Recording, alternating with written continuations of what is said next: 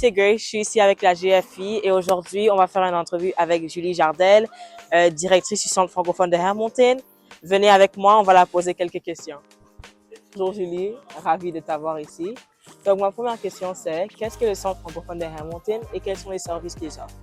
Donc nous, on est un centre socio-culturel et artistique qui fait plein d'activités au cours de l'année pour animer la vie en français à Hamilton, puis pour avoir une vie culturelle et artistique.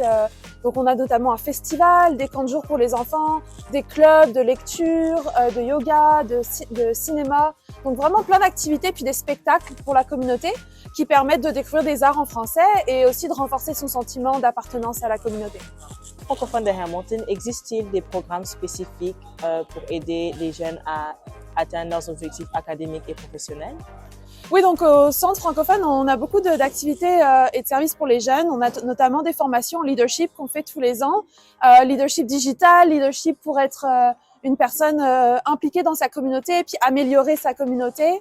On a aussi beaucoup de postes de bénévoles, notamment au festival, et puis du bénévolat et des emplois d'été. Fantastique. Quels sont les programmes que tu trouves qui sont les plus bénéfiques pour les jeunes? Ben, c'est aux jeunes de dire ça. Ce qui est bénéfique, en fait, pour eux, nous, ce qu'on veut, c'est qu'à chaque fois qu'on mène un programme pour les jeunes, c'est parce qu'on a entendu que les jeunes nous disaient on a besoin de ce programme-là ou ça nous manque. Donc, on fait souvent des consultations avec la jeunesse, on va dans les écoles, on travaille avec les partenaires pour essayer que les jeunes nous disent bah c'est de ça dont on a besoin pour être mieux impliqués dans notre communauté, pour faire grandir notre sentiment d'appartenance. Donc, tu sais, dernièrement, on a senti que les jeunes, ils savaient pas comment réagir aux soucis d'intimidation dans les écoles ou de la discrimination qu'ils vivaient eux-mêmes ou autour d'eux, avec leurs amis. Donc, on s'est dit, tiens, on va monter un programme comme ça qui va permettre aux jeunes juste d'avoir les clés pour s'aider les uns les autres, s'entraider avec des clubs de justice sociale dans les écoles. Ça, c'est hyper important pour nous au CFH de juste donner les outils aux jeunes pour faire ce qu'ils ont envie de faire et puis s'impliquer comme ils ont envie de s'impliquer auprès de leur école, de leur communauté. Juste de savoir un peu mieux comment le faire et de savoir naviguer un peu toutes ces choses qu'on peut faire parce qu'on n'est pas on n'est pas inutile ou tout le monde peut contribuer de façon positive à sa communauté. Il s'agit juste d'avoir les outils pour le faire. Donc, au CFH, on est convaincu que en donnant les outils, les jeunes vont vraiment pouvoir s'épanouir et puis contribuer à leur communauté. Comment est-ce que le Centre francophone de Hamilton fait du partenariat avec d'autres entreprises pour soutenir les entreprises et jeunes? Ben justement, on travaille avec tous les organismes de la communauté accueillante de Hamilton pour essayer que quand on propose des emplois aux jeunes ou des options de bénévolat, ben, c'est des choses qui vont vraiment pousser leur carrière face à leur intérêt. Donc, tu vois, au sein de la communauté accueillante, il y a un programme d'incubateur pour les jeunes. Puis le CFH fait vraiment des recherches dans la communauté pour savoir qu'est-ce qui existe. On fait un partenariat en ce moment avec la ville de Hamilton pour le programme Entreprise d'été. C'est un programme qui permet aux jeunes qui ont déjà une idée entrepreneuriale de pouvoir la développer avec une bourse de $3000. Donc, c'est un super programme qui a lieu tous les ans, qui est financé par la province de l'Ontario. Donc, c'est vraiment ce genre de programme que nous, on essaye un maximum promouvoir auprès des jeunes. Donc, on se renseigne et quand on a des bonnes informations à partager, on les partage. Quels sont les emplois disponibles pour les jeunes et les opportunités de bénévolat? Ben, au niveau du bénévolat, comme je disais, le principal, c'est le FrancoFest, le grand festival des arts qui se déroule au Parc Gage à la fin juin. Donc, on a plein de bénévoles qui peuvent s'impliquer dans le festival. Ça peut être pour aider à installer, ça peut être pour accueillir le public. Donc, en fonction de vos forces, vos faiblesses, que ce soit ce que vous avez envie de faire, puis comment vous avez envie de faire vos heures de bénévolat pour l'école, eh bien, nous, on vous propose vraiment une offre qui est adaptable avec ce bénévolat au festival selon ce que vous avez envie de contribuer. Et puis ensuite, comme je disais, au camp d'été, on recherche des bénévoles pour encadrer les enfants ont entre 4 et 11 ans. Et ensuite, on recherche aussi des animateurs et des animatrices. À partir de 15 ans, vous pouvez postuler pour avoir un emploi d'été pendant 8 semaines et vraiment vous occuper tout l'été des enfants. Et ça, c'est une super expérience pour le CV.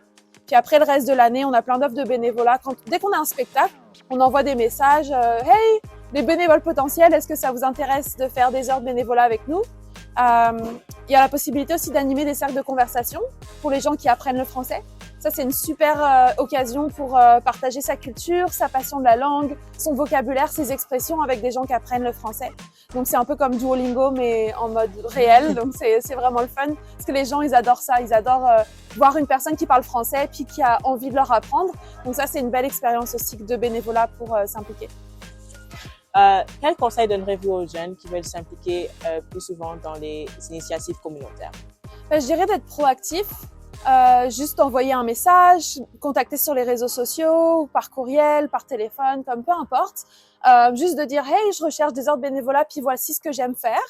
Et nous, les organismes, on est capable ensuite de dire qu'est-ce qu'on a de disponible pour les jeunes. Quelles sont les prochaines occasions de bénévolat où ils pourraient s'impliquer. Donc encore une fois, on essaie de proposer des occasions de bénévolat qui correspondent aux envies des jeunes. C'est-à-dire que si vous envisagez une carrière, je sais pas moi, dans les communications et le marketing, il y a peut-être, on a peut-être besoin de vous pour le festival comme bénévole pour nous aider à faire de la communication et du marketing. Si vous avez envie de faire une carrière dans la petite enfance, devenir enseignante, enseignant ou être dans les garderies, etc., le bénévolat au camp d'été, ça peut être parfait. Donc, en fonction de vous, qu'est-ce que vous avez envie de faire? Qu'est-ce qui vous passionne? Qu'est-ce qui vous anime? Quand on sait ça et que vous venez nous chercher en disant « je veux faire ça, je veux m'impliquer », eh bien, nous, on est capable ensuite de vous tendre ça sur un plateau puis de vous dire « vas-y, go for it ». Nous, on donne juste, encore une fois, juste les outils pour le faire, mais il faut que l'envie et la démarche personnelle de vouloir s'impliquer viennent des jeunes. Donc, ma dernière question pour toi, peux-tu nous parler de ton parcours et comment ça fait d'être jeune directrice ici en francophone? Waouh, quelle question! J'aurais beaucoup à dire, je vais essayer d'être courte. Moi, à la base, je suis née en France, puis j'ai fait des études en diplomatie, en sciences politiques, parce que j'étais passionnée par les relations entre les pays et les cultures à travers le monde. Puis mon parcours m'a amenée à faire un échange universitaire aux États-Unis. J'ai aussi fait 1 an de stage en Namibie et j'ai beaucoup apprécié mes expériences à l'étranger et donc j'ai envie de m'installer dans un nouveau pays et j'ai choisi le Canada. Et j'ai eu la chance de pouvoir venir travailler au centre francophone parce que j'ai toujours été passionnée par la culture. Je trouve que la culture, c'est un moyen de construire des ponts entre les gens, de mieux se comprendre, qu'il y ait moins de haine, moins de racisme, moins de discrimination quand on se comprend, qu'on se parle. Puis les arts, c'est un moyen de dialogue entre les gens.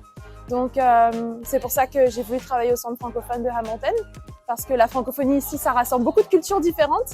Et voilà, j'ai eu la chance de aussi pouvoir devenir directrice quand la directrice sortante a quitté son poste.